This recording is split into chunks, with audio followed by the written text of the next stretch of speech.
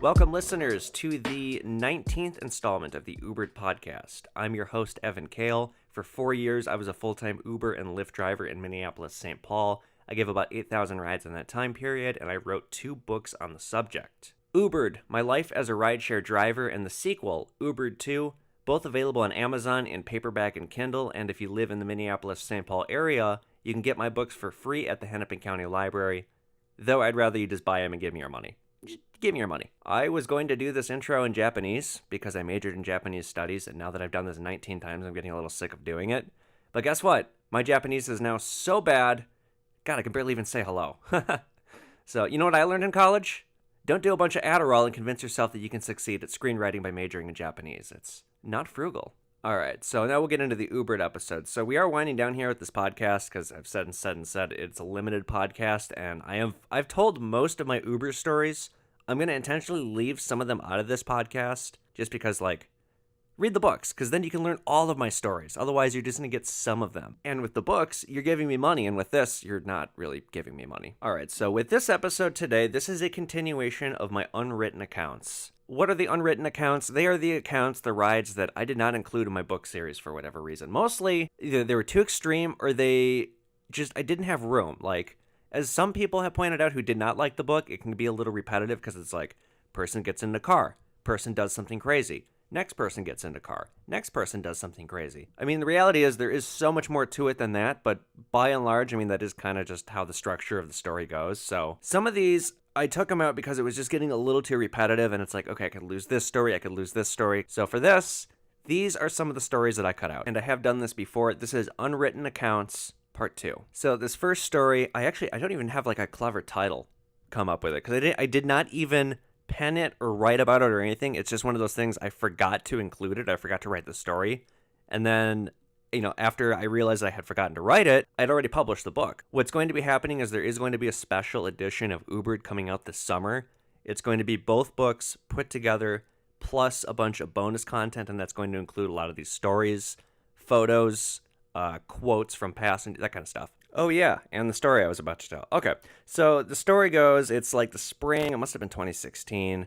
It's late at night, it's a Thursday night or something, and I'm going to the Radisson Blu Hotel at Mall of America. So Mall of America recently underwent this giant, renovation because, when the recession hit, a lot of local malls here were, they almost closed.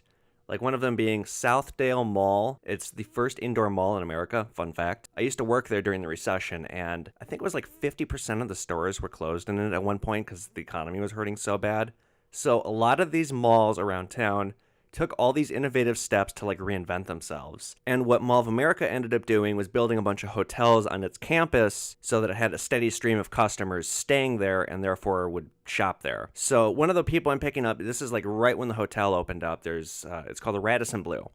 And I pull up in the front lobby and I'm waiting, and I had been driving a lot of business people. For some reason, a lot of businesses will do events at this hotel, probably because it's convenient because it's so close to the airport. I arrive for a woman named Molly. She's rated well. It's an Uber ride, and she comes stumbling out with this guy in a business suit, and she's middle-aged. She's 40, somewhere between 40 and 50. She's dressed very nice, business appropriate, but I can tell she's very drunk because she's being walked into the car. Well, the guy that she's with gets the door for her and deposits her in the front seat, and he comes around to my side and he goes, "Take good care of her. She's had a lot to drink tonight." Okay, fine. So I start the trip. Well, she's local. She's not in for business. She's going to St. Paul to her residence, right? So this is going to be kind of a long drive.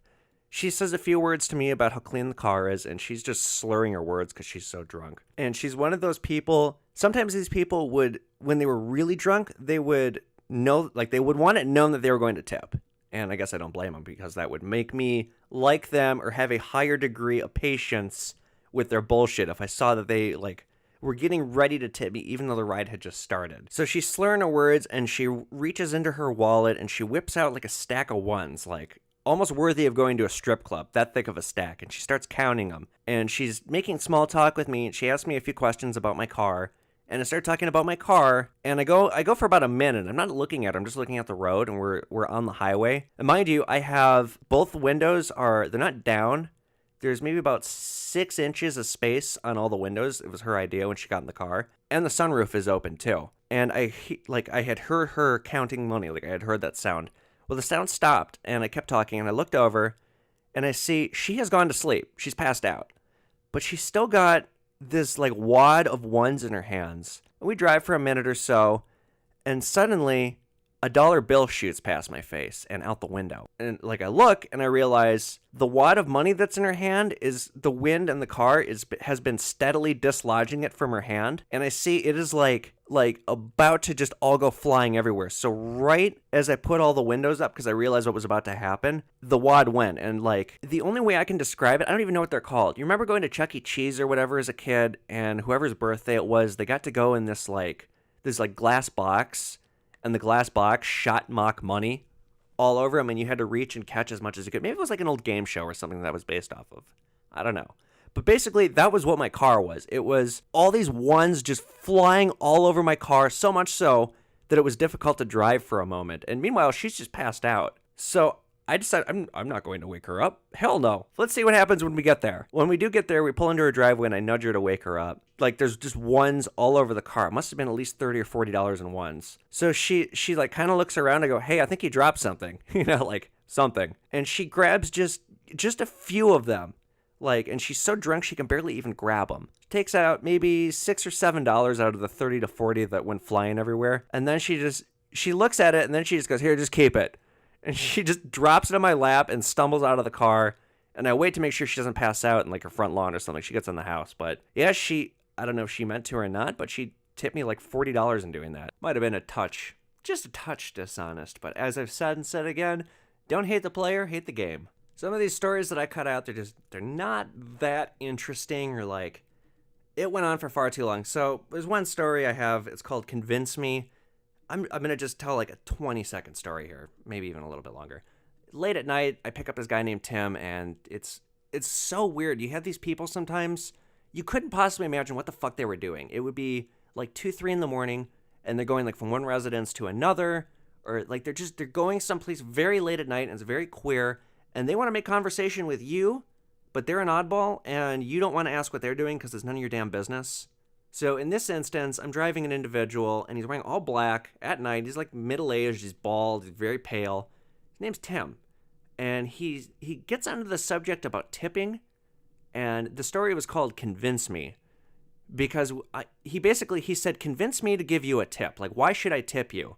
And so I gave him the whole sales pitch about how this is service industry, and how Uber and Lyft are shitting on their drivers, and they have like a misinformation campaign that a tip is built in when it's not, and like, it's a broken system, and you adding the tip basically subsidizes me doing the dead miles to go pick up other people that I'm not getting paid for, right? So you're tipping, it's like take a penny, leave a penny.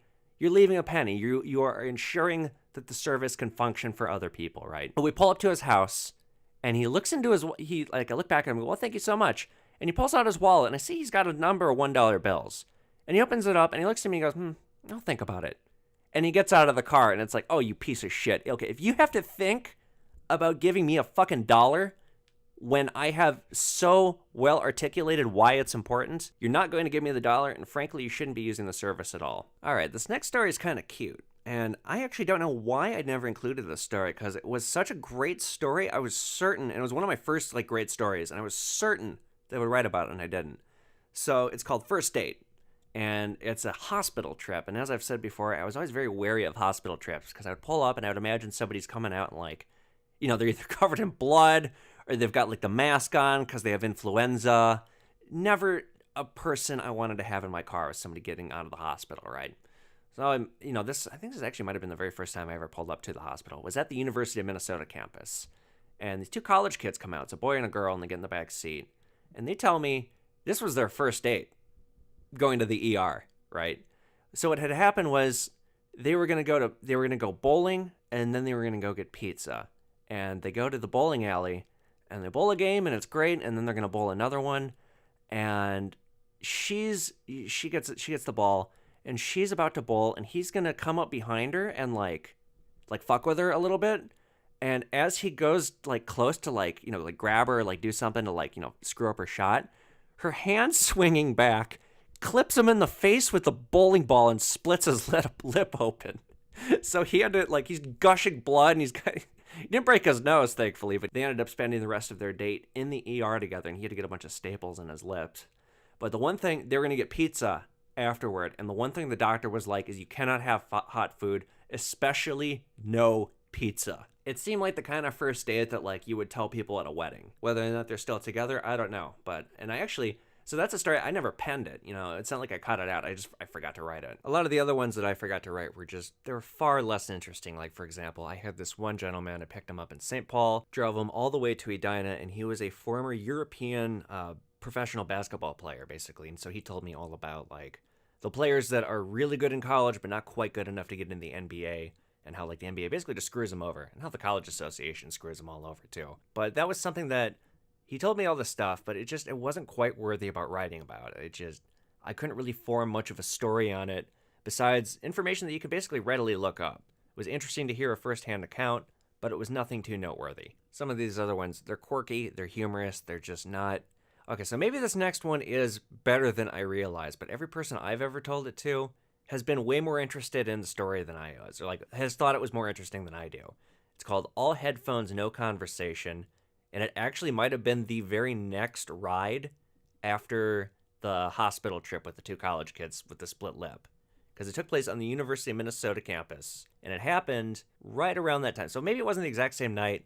I like to think that it was. I dropped these two off, and then now this happens. I arrive outside of the library, and there's this young kid. He's got these giant headphones on, kind of like a nerdy little Asian kid, right? He's got these big thick glasses, and, like, it's got to be a designer backpack, but it looks very nerdy. So he gets in with the big headphones, and he sits in the front seat, and he does the weird thing where he doesn't talk, but he's sitting in the front. I don't always want to talk.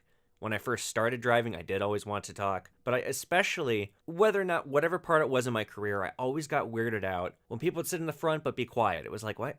If you don't want to say anything, why didn't you just sit in the back? Why are you in the front? Anyway, so I had Daft Punk playing on my speakers, and he gets in, doesn't really say anything to me. He's going to a building on campus, and he's got his own music going too. So, I'm kind of tuning him out. He's kind of tuning me out, even though he's in the front. Well, as we're driving in this very short drive, the Daft Punk song ends, and there's a few second pause on Pandora between a previous song and the next song. And so in this lull of silence between songs, I hear the Daft Punk song is still playing. And I look over very puzzled, and I see this kid has gone on, like, SoundHound and found what the song was and looked it up and is now, like, blasting it in his own headphones. But again, he's not talking to me. Could have just asked me either what the song was or to repeat the song, because I could do that, or to turn it up or something. But no, he's got to look it up on his own and play it on, like, full blast in these giant headphones to himself. Well, he doesn't just play it once. The song ends, and then he starts it over again, and he gets out of my car listening to it again. Doesn't say a word to me the whole time, doesn't say good music or anything like that. Just in and out, playing the music that I was playing really loudly to himself. It's very strange, but that's one that I just didn't write about because I didn't think it was too terribly interesting, and, like, my book was long enough. Some of these stories are more interesting, and I am glad to be sharing them with you guys now. So this next one,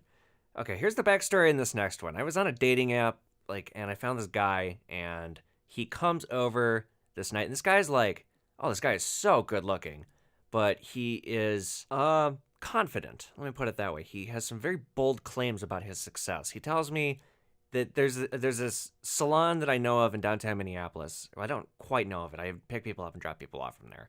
I'd never been in myself, but it looked like a very trendy upscale place.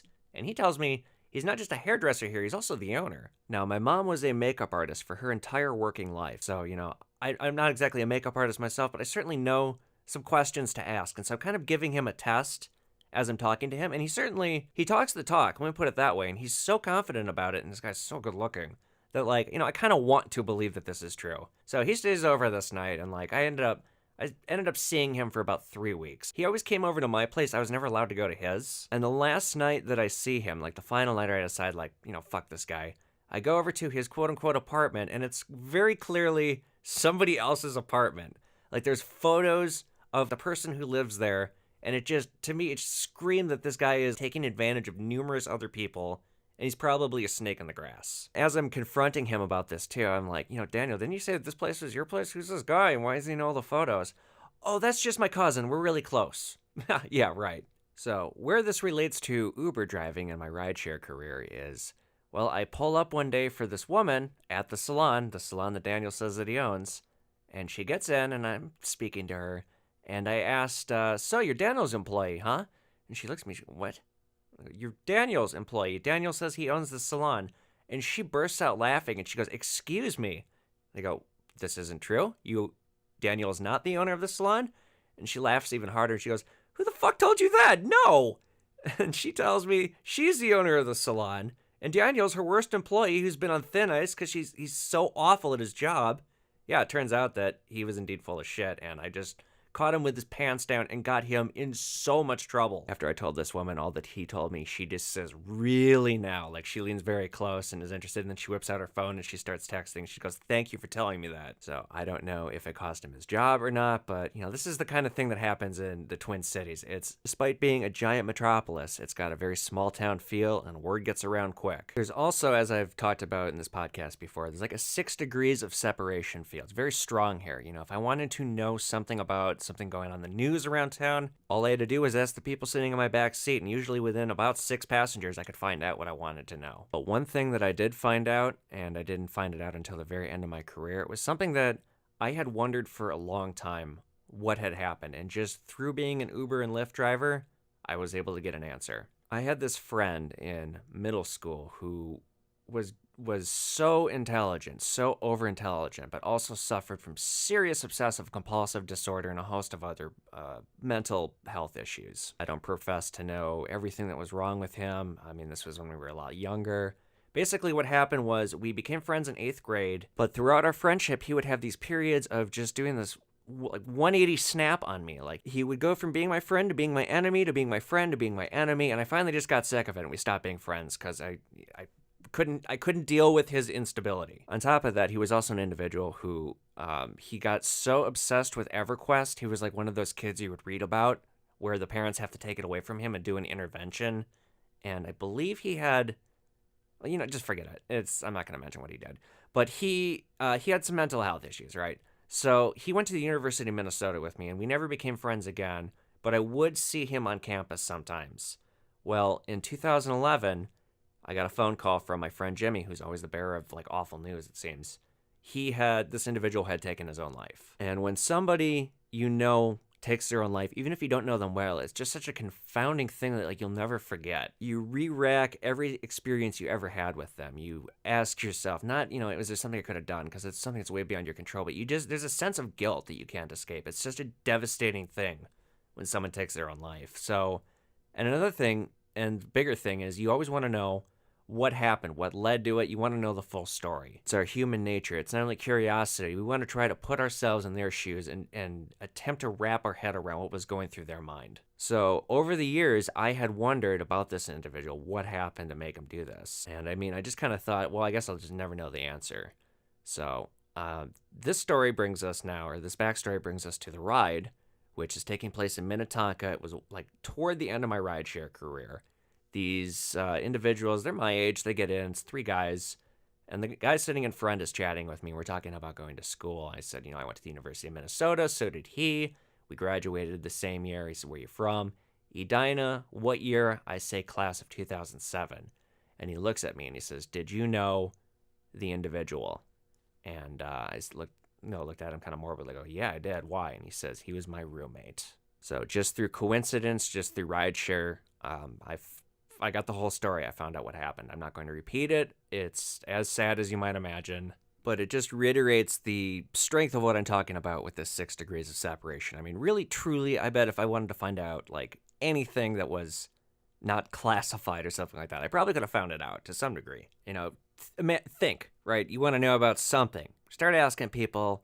You gotta not ask the weirdest questions because you are being rated, and there's nothing will kill your rating like a really weird conversation, believe me. But sometimes other passengers, well, they did all of the weird talking as you've read through these stories, and sometimes you learn some things that you didn't necessarily want to know, or you heard some shocking things. So I pick up this one woman from the airport. This is mid-2016 in the summer, and I'm taking her to Northeast Minneapolis.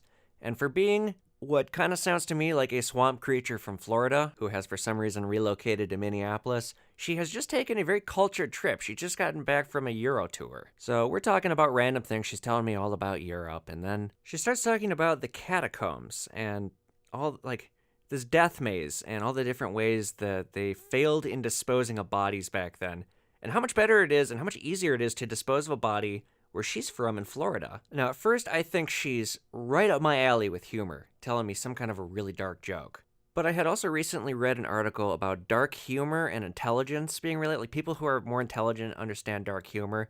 This woman's not exactly a rocket scientist, so a dark humor joke would be above her pay grade. That's putting it nicely. So I think I'm going to get her to explain more. And I ask her to elaborate, and she goes, well, you got the hog farms. You know the right farm. You grease his palm a little bit. You sneak in with a stinker in the middle of the night, drop them in a pit of hogs will eat them, bones and all. Same with the Everglades. You know, you got yourself a hovercraft, take a body out to the glades, feed them to gators, ain't never going to see them again.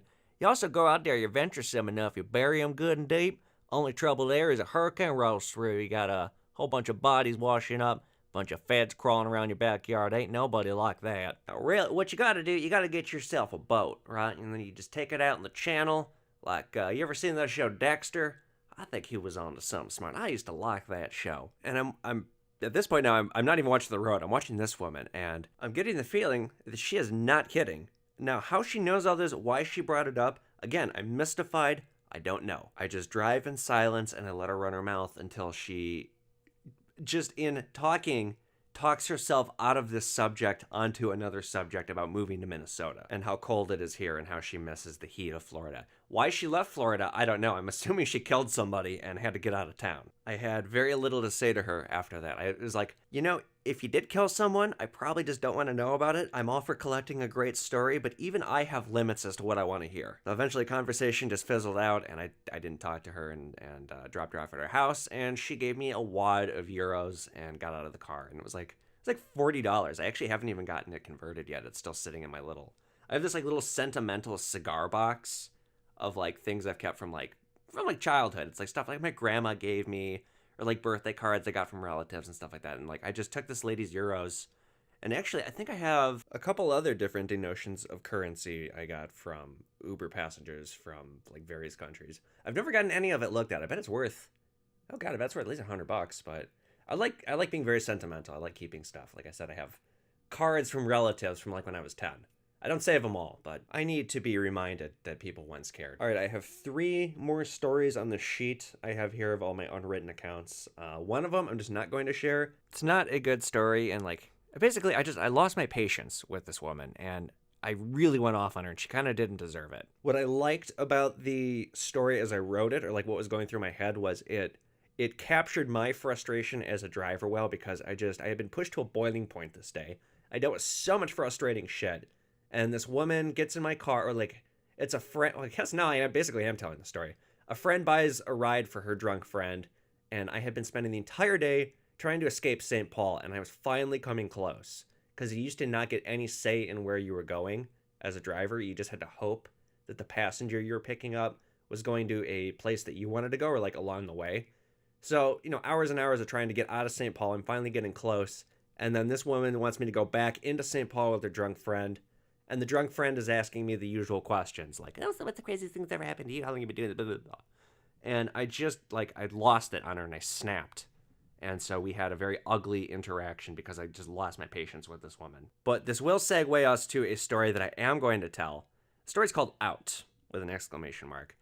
It was on a weeknight, and there's certain bars that were trouble bars. The passengers were never good. One of them is called the Otter Saloon. It's on Central Avenue in Northeast Minneapolis, and it's just this shitty dive bar. There's always the grossest people you can imagine chain smoking outside of it. I've had a lot of really unruly people from there before, so not exactly excited to be taking passengers from there, especially ones with bad passenger scores. This individual has a good one, who's calling, right? It's a gentleman's name, and I pull up outside. The only reason I take it is I had happened to be right nearby it, so if there was a call that was like a block or 2 away, I usually did not refuse those. So I pull up, and this big 40-something woman comes out, looks at me, but instead of getting in the car, she lights up a cigarette, wolfs it down, then gets in. And I ask, is it just you? And she says, nope, there's more coming. One by one, others trickle out of the Otter, and they get into the car, and they're as drunk and classless as this woman is. Well, they have plugged in. I have started the trip, and they have plugged in. They are going to Third Avenue. The Third Avenue has a few different denotions, like Third Avenue South, Third Avenue Southeast, so on and so forth. They have plugged in the wrong one, but I don't know this yet. We start moving, and the guy says, "Ooh, look at Baron Von Fancy up there in his big BMW." Like, the person in the back just randomly says this unprovoked. And I turn around and I scowl at him. And it's like, what is wrong with you? I'm doing you a kindness. You're not paying very much money for this nice ride. And you go and say something rude to me like that. Why? So I'm giving him this, like, look, like seriously? And then the friend next to him, who is buying the ride, turns to him and says, "Yo, we're being rated. Like, be respectful." And then he turns to me and he says, "Don't worry, we're 5-star passengers."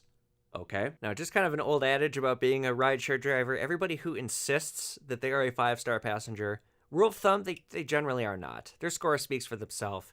And if they articulate that they're 5 stars, they're not. Case in point, this interaction.